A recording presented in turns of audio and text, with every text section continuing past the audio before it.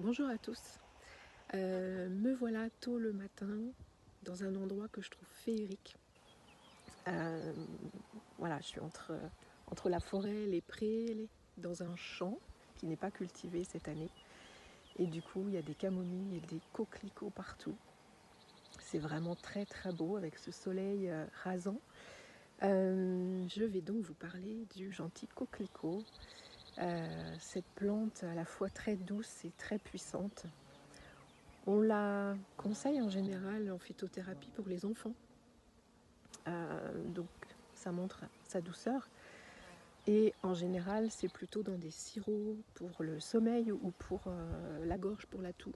Dans ces cas-là, elle est dans un complexe avec d'autres plantes.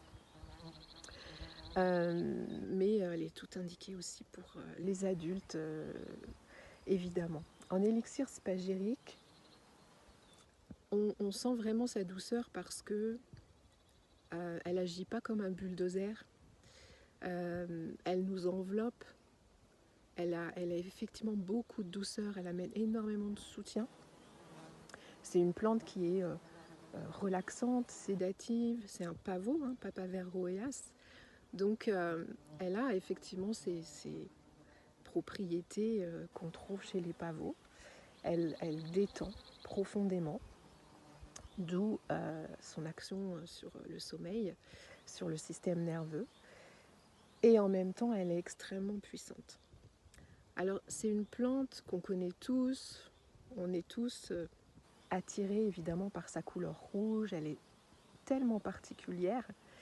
Et en même temps, on peut être frustré parce qu'on ne peut pas l'accueillir. Elle perd ses pétales tout de suite. On ne peut pas en faire des bouquets. Et elle a tellement à nous offrir parce qu'en plus de cette douceur, elle va aussi agir sur tout ce qui est douleur.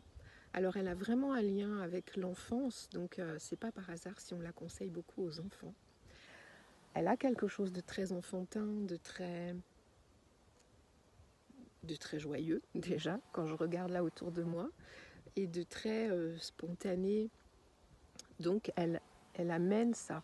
Moi, quand j'ai commencé l'élixir, j'avais des images de moi petite dans des jeux, avec voilà, des expériences de jeu, même des chutes, etc. Mais c'était dans l'enfance, c'était joyeux. Et elle ne va pas spécialement travailler là-dessus, mais voilà, elle nous ramène quand même beaucoup à l'enfance, à cette joie, à cette spontanéité, au côté jeu. Et elle est aussi, comment dire, elle va beaucoup travailler aussi sur le corps physique en profondeur, y compris sur les articulations. Moi, quand j'ai commencé l'élixir, j'avais mal au ventre, ce qui m'arrive rarement, et j'avais des douleurs articulaires un peu partout qui ne passaient pas. Je ne savais pas trop quoi faire, en lien avec la maladie de Lyme. Et à la fin, je n'avais plus aucune douleur. Et ce qui était très impressionnant, c'est que je bougeais, j'avais besoin de bouger, mais tranquillement, hein, je faisais des balancements par exemple. Juste, j'avais besoin de bouger un petit peu comme ça pendant que l'élixir se faisait. Et j'ai ma colonne vertébrale à certains endroits qui craquait. Et du coup, juste en présence du coquelicot, ça se remettait en place, quoi. Il y avait un alignement qui se faisait sans que j'ingère quoi que ce soit, sans que je touche à quoi que ce soit. C'était hyper impressionnant. Et donc, je n'avais plus aucune douleur. Depuis, j'avoue que si jamais j'ai un petit souci de sommeil, ben, je vais la prendre. Je vais prendre juste quelques gouttes le soir. Et si j'ai des douleurs aussi, je vais mettre juste 1 ou 2 gouttes sur l'endroit où j'ai mal.